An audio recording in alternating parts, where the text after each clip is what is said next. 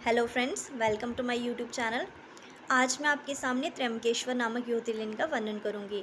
त्र्यंबकेश्वर ज्योतिर्लिंग जो कि महाराष्ट्र के नासिक में स्थित है और नासिक के अंडर एक विलेज आता जाता है त्र्यंबकम विलेज के अंदर त्र्यंबकेश्वर नामक ज्योतिर्लिंग है वो स्थित है। और वहीं पर ब्रह्मगिरी पर्वत पर साथ में गोदावरी नदी भी बहती हैं। तो त्र्यंबकेश्वर ज्योतिर्लिंग जो है, बोला जाता है कि त्र्यंबकेश्वर ज्योतिर्लिंग के दर्शन मात्र से भक्तों के समस्त पापों का नाश होता है, भक्तों को सद्बुद्धि मिलती है, भक्तों को भक्ति मिलती है, भक्तों की सब कामनाओं की सिद्धि होती है और समस्त शत्रुओं का नाश होता है। जय हो त्र्यंबकेश्वर भगवान की।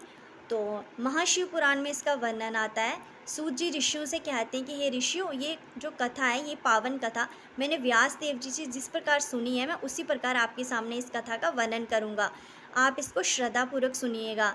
तो एक समय की बात है कि एक महान ऋषि हुए हैं, गौतम ऋषि और उनकी पत्नी का नाम होता है अहल्या। तो और गौतम ऋषि और अहल्या जो हैं, ये बहुत ही ज़्यादा पूजा पाठी होते हैं, शिव भक्त होते हैं। ये अपनी जो तपस्या है, तपस्या और पूजा पाठ में हमेशा तत्पर रहते होते हैं।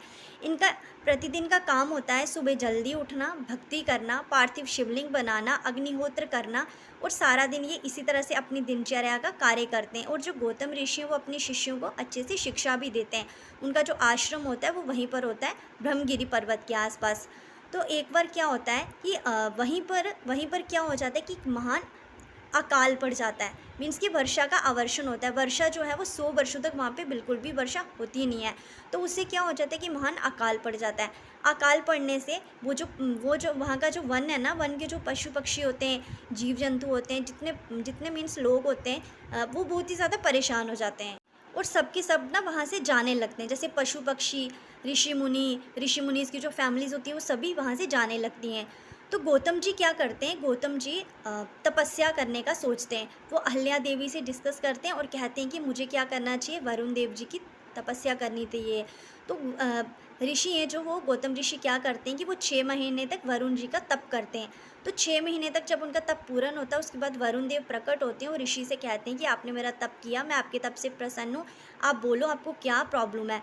तो ऋषि कहते हैं कि जैसे 100 वर्षों तक वर्षा नहीं हुई है, तो यहाँ पे हाहाकार मच गया, पशु पक्षी, जीव जंतु, मनुष्य सभी का जो रहना है वो ज़्यादा कठिन हो गया। तो आप कृपा करके वृष्टि करिए, बारिश करिए। तो वरुण देव कहते हैं कि देखो ऋषि, मैं आपके तप से प्रसन्न हूँ, लेकिन मैं सभी देवताओं के ना अगेंस्ट नहीं जा सकता।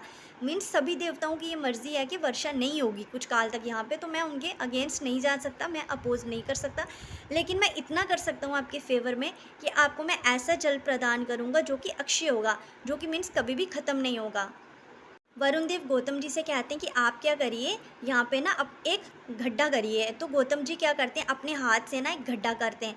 तो कहते हैं कि देखिए आपने ये गड्ढा किया है, तो मैं इसके अंदर एक अक्षय जल भर देता हूँ। तो वरुण देव वहाँ पे ना एक अक्षय जल भर देते हैं। तो वो जो जल होता है ना, वो जो जल है वो कभी ख़त्म नहीं होता। तो वरुण देव कहते हैं कि ये जो यहाँ पे जो जल हुआ है, प्रकट हुआ है, ये जो स्थान है, ये तीर्थ स्थान बन गया है। तो आप क्या करना, इसी स्थान के आसपास ही अग्निहोत्र करना, यहाँ पे डेली का हवन होना चाहिए, पूजा होनी चाहिए, श्राद्ध होने चाहिए। कोई भी धार्मिक कार्य जो है यहाँ पे संपन्न होगा, तो वो ज़्यादा पुण्यदायक बन जाएगा, ज़्यादा उसका महात्म होगा। तो आप सभी जो धार्मिक कार्य यहीं पर ही करना, मतलब डेली बेसिस पे। तो गौतम जी कहते हैं कि ठीक है, और उनका बहुत ही ज़्यादा गौतम जी उनके थैंकफुल होते वरुण देव की कि उन्होंने इतनी ज़्यादा हेल्प की, उन्होंने जल दिया। तो फिर वरुण देव वहाँ से अंतर्ध्यान हो जाते हैं, वो चले जाते हैं। तो जो गौतम जी हैं, गौतम जी क्या करते हैं, उसी के आसपास ना, उसी यहाँ पे जल प्रकट हुआ था, उसी के आसपास की जो भूमि है, वहाँ पे धान की खेती करते हैं, जौ की खेती करते हैं। और वहाँ पे ना और भी वैरायटीज़ के फ्लावर वगैरह उगते हैं। मीन्स कि वहाँ पे ना एक बड़ा सा जो है वो वन ही बन जाता है, एक तरह से एक हरा भरा सा वन, बहुत ही ज़्यादा सुंदर, बहुत ही ज़्यादा ब्यूटीफुल। क्योंकि अब तो वहाँ पे वाटर भी आ गया था। तो वहाँ पे ना जो बाहर जो पशु पक्षी वगैरह चले गए थे, वो वापस आ जाते हैं, जीव जंतु वापस आ जाते हैं, जो ऋषि वगैरह थे ना, वो भी वापस आ जाते हैं। जो ऋषि वगैरह थे ना, वो अपनी फैमिलीज़ को लेके और अपने शिष्यों को, अपने बच्चों वगैरह को लेके वापस वहीं पर आ जाते हैं, वहीं ब्रह्मगिरी पर जो है वहीं पर निवास करने लगते हैं। तो सभी वहीं पर रहते हैं। तो एक समय में क्या होता है कि जो ऋषि हैं ना, बाकी जो ऋषि वहाँ पे आए होते हैं, वो जो ऋषि हैं, ऋषि और उनकी पत्नियाँ आपस में विचार विमर्श करती हैं कि जो गौतम जी हैं, मीन्स कि पूरे जैसे पृथ्वी पे अकाल पड़ गया, कहीं भी बारिश नहीं है, कोई जल नहीं है, सभी जीव जंतु किस तरह से मर रहे थे हमने देखा है।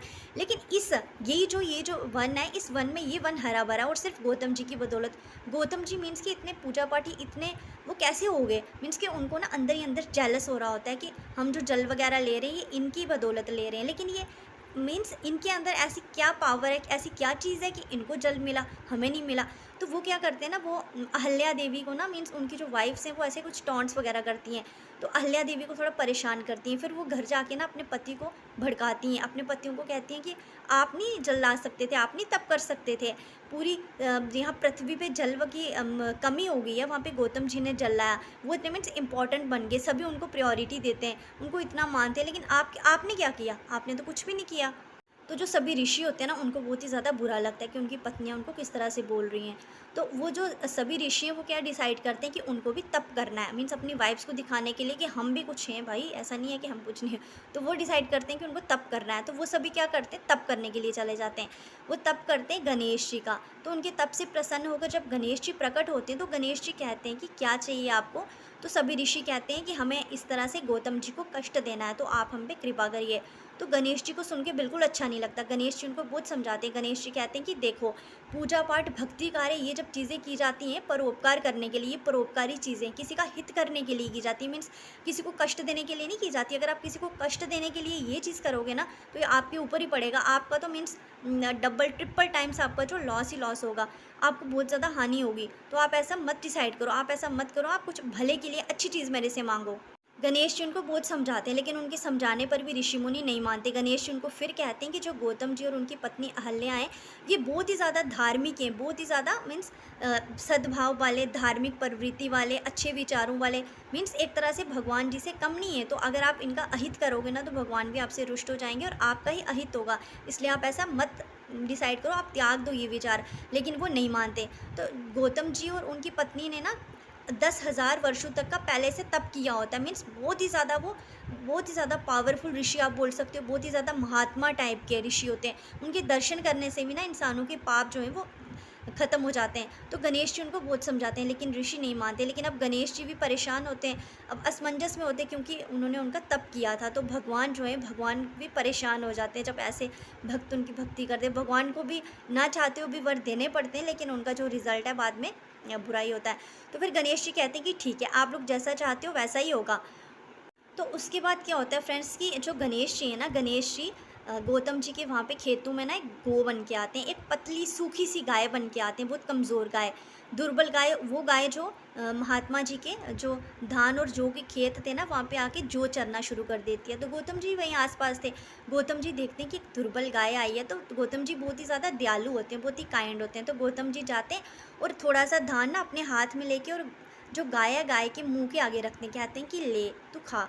तो गाय है ना ऐसे अपना मुंह आगे करती है, ऐसे टच ही करती है अभी धान को, तो गाय को ना कुछ हो जाता है और गाय गिर पड़ती है और गाय की डेथ हो जाती है। तो जो सभी ऋषि मुनि और उनकी वाइफ्स होती हैं ना, वो छुप छुप के देख रही होती हैं। तो वो क्या करती हैं, उसी सामने प्रकट हो जाते हैं, उनके पास आ जाते हैं और गौतम जी को ना बुरा बुरा सुनाने लगते हैं कि आपकी वजह से गाय मरी है, आपको गो हत्या लग गई, आपने ऐसा क्या खिला दिया, आप ऋषि हैं कि आप ऋषि के नाम पे कलंक है, आप बहुत ही भद्दे गंदे ऋषि हैं, आपने क्या कर दिया, आपके दर्शन मात्र से तो हम पापी हो गए, आप गो हत्यारे हो, आपके दर्शन से हमारा अनिष्ट होगा। आपके जो दर्शन हुए ना, एक गो हत्यारे के दर्शन से क्या होता है कि बहुत बड़ा पाप लगता है, तो हमें तो वस्त्र सहित स्नान करना पड़ेगा, ये है। तो गौतम जी को और उनकी वाइफ को, जो ऋषि और उनकी वाइफ्स होती हैं, बहुत ही ज़्यादा डांटते हैं, डांट फटकार लगाते हैं और वो क्या करते हैं, उनके ऊपर ना पत्थर फेंकना स्टार्ट कर देते हैं और उनके कहते हैं कि आप ना ये वाला जो वन है आप छोड़ के निकल जाओ यहाँ से, निकलो, भागो यहाँ से। तो उनको वहाँ से भगा देते हैं। गौतम ऋषि को, अहल्या देवी को और उनके जो शिष्य होते हैं वो सभी वहाँ से चले जाते हैं। वहाँ से चले जाते हैं एक कोस दूर, और वहाँ पर फिर से अपना डेली बेसिस का जो कार्य है वो स्टार्ट करते हैं, जैसे पूजा पाठ, अग्निहोत्र, ये वो। तो जो ऋषि होते हैं ना दूसरे, जिन्होंने उनका बुरा किया होता है, वो इतने ज़्यादा मीन्स क्या बोलूँ, इतने ज़्यादा क्रूल, इतने बुरे होते हैं, उनको वहाँ पे भी चैन नहीं मिल रहा होता। तो वो वापस उनके पास जाते हैं, गौतम जी के पास, और उनको कहते हैं कि आप ये क्या कर रहे हो, आप तो गो हत्यारे हो, आपको पूजा पाठ करने का भी हक नहीं है, आप अग्निहोत्र भी नहीं कर सकते हो, आपको ये कुछ नहीं करना है, आप बंद कर दो। तो गौतम ऋषि तो एक पक्ष के लिए बंद भी कर देते हैं, लेकिन जो ऋषि हैं जिनका काम ही भगवान का नाम लेना है, क्या वो भगवान का नाम लेना बंद कर सकते हैं? उनके लिए तो एक बहुत बड़ा मीन्स एक बहुत खतरनाक एक ट्रेजेडी समझ लो एक हो गई। तो वो ही ऋषि कहते हैं। तो गौतम ऋषि एक तरह से शौक में होते हैं। फिर गौतम ऋषि कुछ टाइम ऐसे ही नहीं करते पूजा पाठ, लेकिन वो नहीं उसके बिना रह सकते। तो वो फिर वापस ऋषियों के पास जाते हैं, उनकी शरण में जाते हैं, उनसे क्षमा मांगते हैं और कहते हैं कि प्लीज़ मेरे उद्धार का कोई कार्य बताओ, मुझे मैं पूजा पाठ से दूर नहीं रह सकता हूँ, मेरा काम ही यही है, आप कुछ तो बताओ कि मेरा जो पाप है वो ख़त्म हो। तो सभी ऋषि फिर उनको बताते हैं, कहते हैं कि आपको क्या करना है, आपको पृथ्वी की 3 बार परिक्रमा करनी है। फिर उसके बाद आपको क्या करना है, जो ब्रह्मगिरी पर्वत है इसकी 101 बार परिक्रमा करनी है। फिर आपको उसके बाद क्या करना है, 1 करोड़ पार्थिव लिंग बनाने और उनकी पूजा करनी है। 1 करोड़ पार्थिव लिंग बनाने के बाद आपको क्या करना है, ये जो गंगा जी हैं, गंगा जी की आराधना करके गंगा जी को ज़मीन पर लाना है और उसके बाद आपको गंगा जी के जल से स्नान करने के बाद ये जो पर्वत है यहाँ पे इसकी फिर से कितनी 11 बार परिक्रमा करनी है। उसके बाद आपको क्या करना है, जो फिर से आपको पार्थिव लिंग है जो इनकी 101 बार आपको 101 घड़े से इनको स्नान करवाना है। उसके बाद जाके आपका जो पाप है वो ख़त्म होगा। तो गौतम जी कहते हैं कि ठीक है, मैं ऐसा ही करूँगा। तो गौतम जी वैसा ही करते हैं जैसे ऋषियों ने बताया होता है। वो घोर तप करते हैं, पार्थिव लिंग बनाते हैं, पूजा पाठ करते हैं, तपस्या करते हैं, खाना पीना सब छोड़ देते हैं, वे बहुत भारी तप करते हैं। तो उनके तप करने से ना भगवान भोलेनाथ जो हैं वो बहुत प्रसन्न होते हैं और भगवान भोलेनाथ उनके सामने प्रकट होते हैं और उनको कहते हैं कि हे कृपा निधि, तुम्हें क्या चाहिए तुम मांगो। तो गौतम ऋषि उनकी पहले तो स्तुति करते हैं, बहुत भांति भांति स्तोत्रों से उनकी स्तुति करते हैं, वंदना करते हैं, तो भगवान और प्रसन्न होते हैं। फिर भगवान उनको कहते हैं कि तो गौतम जी कहते हैं कि मुझे जो पाप लगा है पहले तो मुझे उस पाप से आप साफ़ करो, मीन्स कि मुझे पाप को ख़त्म करो। तो भगवान भोलेनाथ कहते हैं कि तुम तो दयालु हो, तुम तो महात्मा हो, तुम्हारे ऊपर कोई पाप नहीं लगा है। भगवान कहते हैं तुम तो एक पुण्य आत्मा हो, तुम्हारे दर्शनों से ना पापों का क्षिन्न होता है, तुम्हारे ऊपर कोई पाप नहीं है। उल्टा जो ऋषि हैं उन्होंने तुम्हारे साथ छल किया, उन्होंने तुम्हारा भला बहुत ज़्यादा बुरा किया, तो मैं उन ऋषियों को ख़त्म कर दूंगा, उनको ही कष्ट मिलेगा। वो मीन्स पाप आत्माएं, उनके दर्शनों से पाप लगता है, तो तुम्हें ऐसा नहीं सोचना चाहिए। तो फिर गौतम जी कहते हैं नहीं भगवान आप रहने दो, उनको क्षमा कर दो। अब वो बुरे कैसे हो सकते हैं, उन्होंने तो मुझे भक्ति का ही मार्ग दिखाया ना। अगर वो मुझे ऐसा ऐसा करने के लिए नहीं बोलते तो मुझे आपके दर्शन होते क्या? तो मीन्स मैं तो बहुत ही ज़्यादा भाग्यशाली हुआ कि मुझे आपके दर्शन प्राप्त हुए, आपकी करुणा प्राप्त हुई, तो इसलिए मैं तो उनको भी नमन करूँगा। तो भगवान बहुत ज़्यादा खुश होते हैं क्योंकि भगवान वैसे ही कृपा निदान है। तो भगवान कहते हैं कि ठीक है। तो फिर गौतम जी उनसे प्रार्थना करते हैं कि मुझे ना गंगा जी चाहिए। तो भगवान भोलेनाथ कहते हैं कि ठीक है तथास्तु। तो भगवान भोलेनाथ क्या करते हैं, उनके पास जो गंगा जी होती हैं जो उनको ब्रह्मा जी ने दी थी विवाह में, जो थोड़ी गंगा जी उनके पास होती हैं, तो वो क्या करते हैं, उन्होंने अपने कमंडल में रखी होती हैं, वो निकाल के गौतम जी को देते हैं। तो जो गंगा देवी हैं वो ना एक सुंदर स्त्री के रूप में परिवर्तित हो जाती हैं, नमन करती हैं भगवान को भी और गौतम ऋषि को भी। तो भगवान भोलेनाथ उनको आदेश देते हैं कि आपको क्या करना है, यहीं पर आपको एक नदी में परिवर्तित हो जाना है और गोदावरी नाम से यहीं पर आपको रहना है और यहीं पर आपको प्रसिद्ध होना है, मीन्स तीर्थ स्थान बन जाएगा।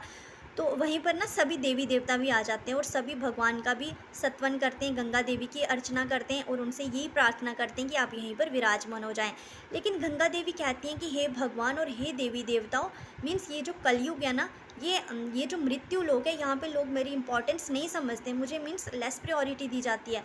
जब इस लोक में मेरी इंपॉर्टेंस ही किसी को नहीं पता, तो मैं यहाँ पे क्यों रहूँ? तो सभी देवता कहते हैं कि नहीं, आपको यहाँ पे रहना चाहिए। आपके यहाँ रहने से और आपके जल के अंदर स्नान करने से जो यहाँ के मनुष्य हैं ना, इनका कल्याण होगा। समस्त देवता और भगवान मान जाते हैं। तो गंगा देवी को कहते हैं कि ठीक है, आप गोदावरी नाम से यहाँ प्रसिद्ध होंगे और हम सभी आपके अंदर वास करेंगे।